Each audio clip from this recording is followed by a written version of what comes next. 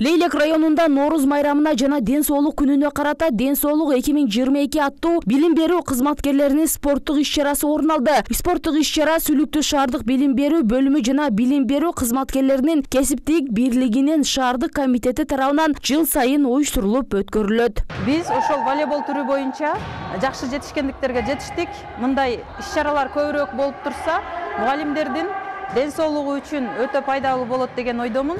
Бул спартакиада спорттун волейбол, шахмат, теннис, тогуз коргоо жана спорт стейкинг түрлөрү боюнча 11 команда ат салышты.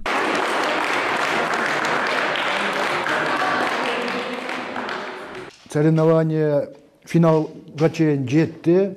4 команда финалга чыкты. Ошо 4 команда арасында ошо финалды уюштуруу атабыз.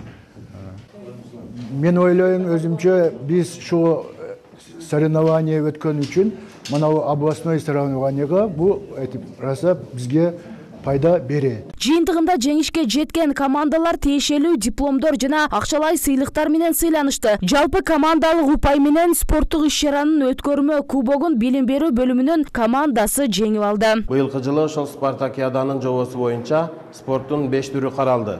Алар волейбол, эркектер жана аялдар өз-өзүнчө команда катары, шахмат, стол тенниси, тогуз коргол жана жаңы оюн болгон акыркы мезгилде кызыктуу болуш үчүн мугалимдерге спорт стейкинг түрүн дагы быйыл камтыганбыз. Спорттук иш-чара Сүлүктүү шаардык профсоюз комитети тарабынан 40 000 сом акча каражаты бөлүнгөн. Агартуучулардын ден соолугун чыңдоо, аларды спортко кызыктыруу жана сергек жашоо образын жайылтуу максатында мындай спорттук иш-чаралар жыл сайын уюштурулуп турат.